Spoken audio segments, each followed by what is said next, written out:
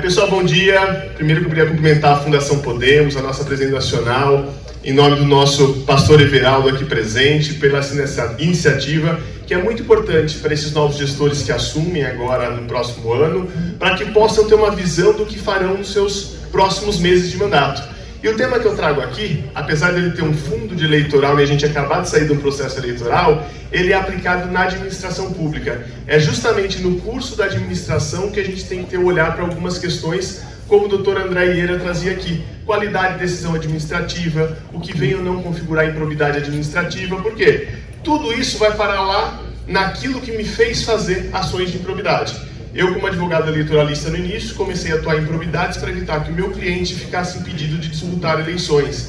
Porque isso começou a ser recorrente, ou seja, deixou de ser a única forma de disputa numa eleição as urnas. O agente público que ocupou mandato, que vai a uma reeleição, que já tenha sido ocupante de qualquer cargo de secretaria ou diretoria, começou a ter que lidar com elementos jurídicos para poder disputar uma eleição. E é sobre isso que eu queria falar um pouquinho com vocês, porque quem se organizar e quem conseguir colocar parte disso aqui em prática, dificilmente vai ter problema no futuro. O que a gente começa falando aqui um pouco? Do que a gente chama de condutas vedadas para o gestor público.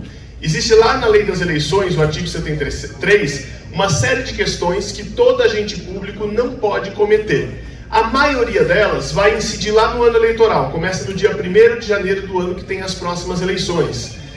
E a maioria que realmente vai incidir são nos 3 meses que antecedem as próximas eleições. Mas tem uma delas específica que eu queria falar com vocês aqui, que é uma que começa no 1º dia de mandato, que ela vem sofrendo sucessivas alterações na legislação desde 2015, e que o gestor público que não tomar cuidado com isso tem problema lá na frente, que é a publicidade institucional. Todo mundo já deve ter ouvido falar aqui que nos 3 meses que antecedem as eleições não pode fazer nenhum tipo de publicidade institucional, ok? Até aí não tem muita novidade. O pessoal tira as placas de propaganda, tira do ar lá o site, as redes sociais da prefeitura, enfim. Mas tem uma questão que todo prefeito ou gestor público quer fazer no final de reta, que é mostrar o que fez. Passou a Yolanda aqui que falou de comunicação, o Fernando ia passar por aqui, acho que não deu certo, não sei se vem falar sobre gestão pública. A grande verdade é que o gestor público, se ele não fala sobre o que ele fez, as pessoas muitas vezes não ficam sabendo. E para falar sobre o que ele fez, ele precisa fazer publicidade institucional. E aí tem regra. A gente já passou por uma regra que a publicidade institucional no ano da eleição era a média dos 3 últimos anos, e isso não deu certo, porque os gestores corriam lá no final do 3º ano, investiam um grande dinheiro, aí fazia a média de 3 anos, dava uma média boa. Ele começava a gastar quando faltava um ano para a eleição, porque era mais vantajoso. E aí o legislador falou, não, vamos mudar isso, porque nós estamos deixando uma brecha para no ano que antecede a eleição gastar demais nisso e ele conseguir uma promoção em relação aos seus adversários. Aí mudou a lei a primeira vez e falou, não, nós vamos fazer a média dos 3 primeiros semestres. Então, somos 3 primeiros semestres dos anos anteriores e a média disso é o que o prefeito pode no próximo semestre, no ano das eleições, fazer o seu limite de gasto com publicidade institucional. Também foi uma segunda posição, que restou vencida. Aí veio a terceira, que é atual, que é justamente o limite da média mensal dos últimos 3 anos. E aí que está a grande mudança que inviabilizou o gestor público de concentrar o seu gasto com publicidade para poder gastar isso lá na reta final. Então hoje, como é que é feito o limite de gastos? Por exemplo, esse ano foi ano eleitoral. Todo gestor público no 1º semestre podia fazer gasto com propaganda institucional. E em qual valor? Em no máximo 6 vezes o limite da média mensal de gastos. E como é que se apura isso? Você pega os últimos 36 meses de mandato, soma tudo o que você fez de gasto com publicidade institucional e divide. Vamos dizer que esse número deu R$10.000 por mês. Você vai poder gastar até 6 vezes isso, ou seja, R$60.000 no 1º semestre desse ano. Então esse é um limite que foi colocado. O objetivo é o quê? O gestor público que não tiver um olhar para a sua publicidade institucional já a partir do 1º mês de mandato, na hora de fazer a média, que não é mais por ano nem por semestre, é por mês, vai lá no final da reta, no ano eleitoral, ter um limite muito baixo de gasto com publicidade institucional. Passado isso, qual é o outro ponto que gera muita dúvida dos novos gestores também? Nas chamadas restrições de direitos políticos. E aí existe uma grande confusão. Existem 2 tipos de restrições, de sanções impostas a agentes públicos em relação ao que o André Ieira falava aqui das improbidades administrativas. A primeira delas é a chamada perda de direitos políticos, ou seja, alguém é condenado a perder os direitos políticos por uma ação de improbidade. Só que a perda de direitos políticos, ela só tem efetividade, ela só tem função prática e só passa a valer a suspensão dos direitos políticos após o trânsito em julgado. Então, qualquer gestor público que tenha um bom advogado, que tenha uma boa orientação, dificilmente vai chegar com suspensão de direitos políticos ao final do mandato. Porque hoje, entre o ingresso de uma ação em primeira instância, seja pelo promotor que persegue aqui o prefeito, como o André Ieira deu exemplo, ou por um adversário político que fez uma ação popular, a perda de direito político, ela demora, no mínimo, com uma boa defesa, uma boa condução de um processo, de 6 a 8 anos. É muito difícil um gestor público deixar de passar 2 mandatos segurando juridicamente uma suspensão de direitos políticos em definitivo, como sanção de suspensão de direitos políticos, ou seja, você deixa de ter a capacidade de ter o pleno gozo dos seus direitos políticos, isso é uma coisa. E a outra, que é a mais recorrente, que é que todo mundo sabe que deixa alguém fora das eleições, é a chamada linha L da ficha limpa, ou seja, diferentemente da perda dos direitos políticos, aqui você não precisa ter a perda do direito político em si. Basta uma condenação já em órgão colegiado de segunda instância que te condene por ato doloso de improbidade administrativa. E aí nós temos uma pequena alteração da nova lei, como o doutor André Ieira aqui colocou, que agora não basta uma condenação em improbidade, ela tem que ser dolosa e os requisitos para o ato doloso ficaram um pouco mais rigorosos para serem configurados, o que leva o gestor público a ter uma maior tranquilidade, porque antes era assim. Se o agente público tropeçasse na quina da sala dele, alguém falasse que aquilo era improbidade, ele era condenado. E aí ele já estava inelegível por isso, numa coisa que beirava um absurdo. O que ainda é muito ruim, e é o que gera discussão, e o novo Código Eleitoral tenta corrigir, é que essa inelegibilidade de 8 anos hoje, ela só começa a contar do cumprimento da pena. Então, resumindo muito uma conta para vocês, um agente público que foi condenado em segunda instância agora, no ano de 2024, entrou com recurso no STJ ou no STF, lá para o ministro André, que vai estar com a gente daqui a pouquinho. Se esse processo demorar 4 anos para ser julgado no STJ, no STF, enfim, desde essa condenação do órgão colegiado, o agente político já está inelegível por 4 anos. Aí vamos ver que lá no STF e no STJ confirma essa decisão e ele fica inelegível em definitivo. E aí até o trânsito em julgado e o início do cumprimento da sentença demora mais 2 anos, 6 anos. Vem para o cumprimento da sentença. Qual que é a pena imposta? Uma suspensão de direitos políticos de 3 anos. Então já deu 2, 4, mais 2, mais 3. Nós já estamos falando aqui de 9 anos para começar o início da contagem dos 8. Por quê? Porque os 8 anos da ficha limpa hoje só começam a contar depois do cumprimento do último dia da pena que foi imposta pela condenação. Então a verdade é que a lei de ficha limpa hoje não deixa uma pessoa 8 anos fora da vida pública. Se tiver aplicação de multa e o agente público dividir o pagamento disso, é depois da última parcela, ou seja, nós temos agentes públicos hoje no país que estão já há 18 anos inelegíveis. E alguns que, se continuar contando do jeito que estavam, vão ficar 36 anos. Ou seja, a lei de ficha limpa, que eu concordo com o ministro Gilmar, parece que foi escrita por bêbados, não soube dizer o que queria. No fim, está deixando gente fora da vida pública por 36, 40 anos, ou seja, quase que uma sanção perpétua.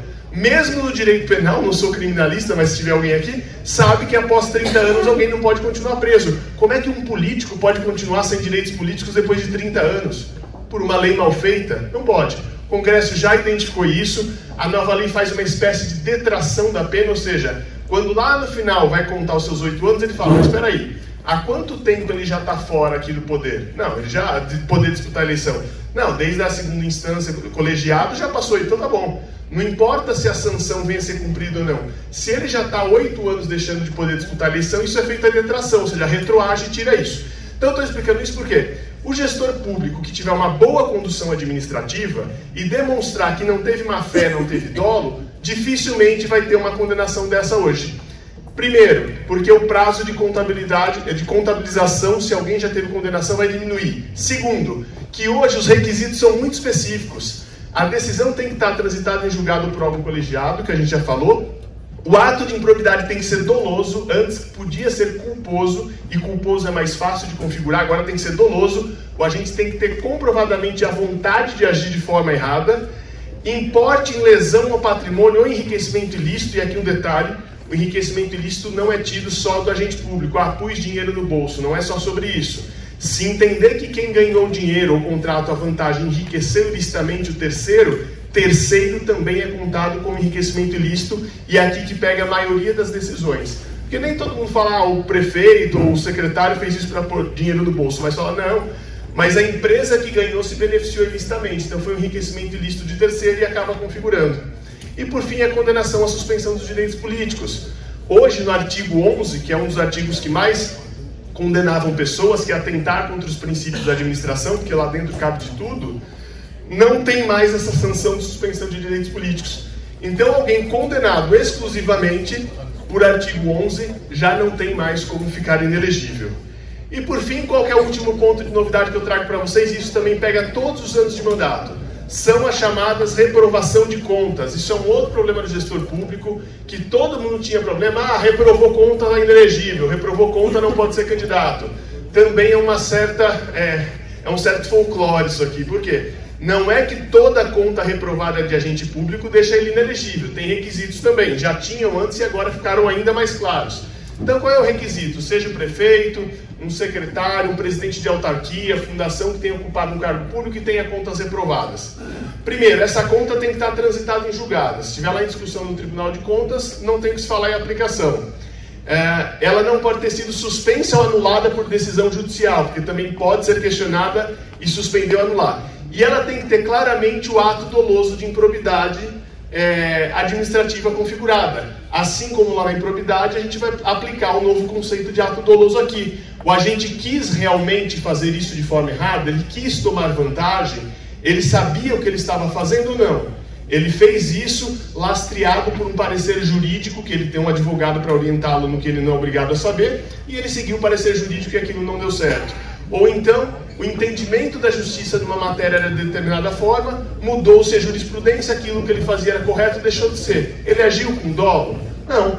Ele pode ter tido um problema concreto, mas não necessariamente com a existência do dolo, que é a vontade livre e consciente de fazer aquele erro.